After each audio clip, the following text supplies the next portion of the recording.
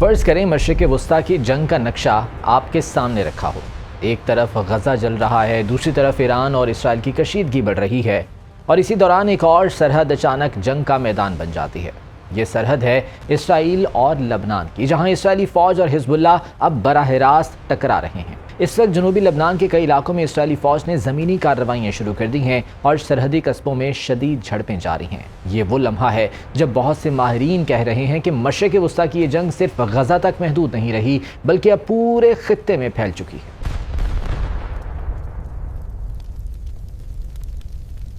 السلام علیکم، میں ہوں ذیشان بشیر اور آپ دیکھ رہے ہیں سنو ایکسپلینز۔ آج ہم سمجھنے کی کوشش کریں گے کہ لبنان میں اصل میں کیا ہو رہا ہے، اسرائیل اور حزب اللہ کی اس جنگ کے پیچھے کیا اسٹریٹجی ہے، اور کیا یہ جنگ پورے خطے کو ایک بڑی علاقائی جنگ میں تبدیل کر سکتی ہے۔ سب سے پہلے سوال یہ ہے کہ جنگ شروع کیسے ہوئی۔ مارچ 2026 میں حزب اللہ نے اسرائیل پر راکٹ اور ڈرون حملے شروع کیے۔ یہ حملے دراصل ایران کے ساتھ جاری کشیدگی کے پس منظر میں کیے گئے۔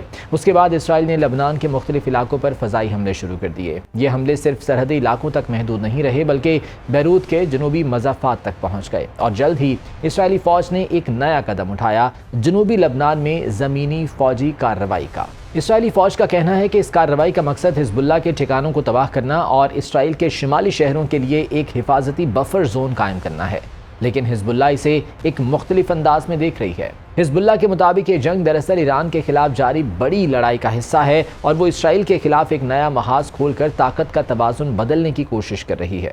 اسی لیے جنوبی لبنان اب اس جنگ کا مرکزی میدان بن چکا ہے۔ اگر ہم جنگ کے نقشے کو دیکھیں تو لبنان میں 3 بڑے محاذ ہیں۔ پہلا محاذ ہے جنوبی لبنان۔ یہاں سرحدی قصبے جیسے خیام اور بنت جبیل جنگ کا مرکز بنے ہوئے ہیں۔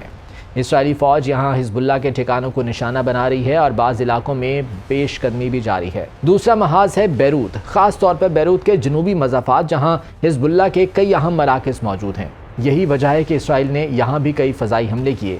اور تیسرا محاذ ہے بقا وادی۔ یہ علاقہ ایران سے آنے والی سپلائی لائن کے لیے اہم سمجھا جاتا ہے، لیکن اس جنگ کا سب سے خطرناک پہلو انسانی بحران ہے۔ اقوام متحدہ اور امدادی اداروں کے مطابق اس جنگ کے نتیجے میں 8 لاکھ سے زائد لبنانی اپنے گھروں سے بے گھر ہو چکے ہیں، اور کئی لوگ گاڑیوں میں رہنے پر مجبور ہیں۔ کئی لوگ ادھوری عمارتوں میں پناہ لیے ہوئے ہیں، اور بہت سے لوگ بیروت کی سڑکوں پر خیموں میں زندگی گزار رہے ہیں۔ اسرائیلی حملوں میں سینکڑوں افراد ہلاک بھی ہو چکے اور ہزاروں زخمی ہیں۔ یہ صورتحال لبنان کے لیے ایک بڑا انسانی بحران بن چکی ہے۔ اس جنگ کے دوران ایک انتہائی متنازع واقعہ بھی پیش آیا۔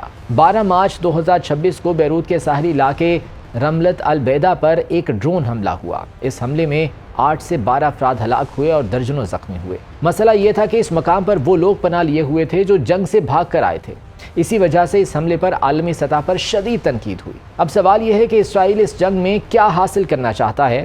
اسرائیل کے 3 بڑے اہداف سمجھے جا رہے ہیں۔ پہلا مقصد ہے حزب اللہ کو اسرائیلی سرحد سے دور دھکیلنا۔ دوسرا مقصد ہے جنوبی لبنان میں ایک بفر زون قائم کرنا تاکہ مستقبل میں حزب اللہ کے حملوں کو روکا جا سکے، اور تیسرا مقصد ہے حزب اللہ کے میزائل اور ڈرون نیٹ ورک کو تباہ کرنا۔ کچھ رپورٹس کے مطابق اسرائیل مستقبل میں لتانی ریور تک ایک بڑی زمینی کارروائی بھی کر سکتا ہے۔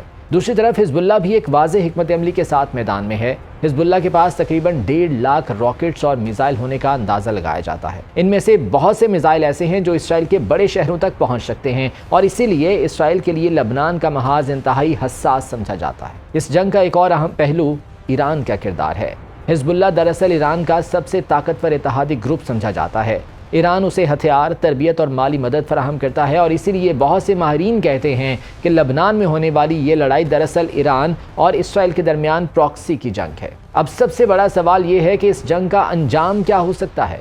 ماہرین اس کے 4 ممکنہ منظرنامے بیان کرتے ہیں۔ پہلا منظرنامہ یہ ہے کہ جنگ محدود سطح پر جاری رہے اور دونوں فریق سرحدی علاقوں تک محدود رہیں۔ دوسرا منظرنامہ یہ ہے کہ اسرائیل جنوبی لبنان پر مکمل زمینی حملہ کر دے۔ تیسرا منظرنامہ یہ ہے کہ ایران براہ راست جنگ میں شامل ہو جائے، جس سے یہ ایک علاقائی جنگ بن سکتی ہے۔ اور چوتھا منظرنامہ یہ ہے کہ عالمی دباؤ کے نتیجے میں جنگ بندی ہو جائے۔ لیکن اس وقت حقیقت یہ ہے کہ لبنان ایک بار پھر ایک بڑی طاقتوں کا جنگ کا میدان بن چکا ہے۔ یہاں صرف اسرائیل اور حزب اللہ نہیں لڑ رہے، بلکہ اس جنگ کے پیچھے ایران، امریکہ اور پورے خطے کی سیاست بھی موجود ہے، اور شاید یہی وجہ ہے کہ بہت سے ماہرین کہتے ہیں کہ اگر یہ جنگ مزید پھیلی تو مشرق وسطیٰ کی سیاست ہمیشہ کے لیے بدل سکتی ہے۔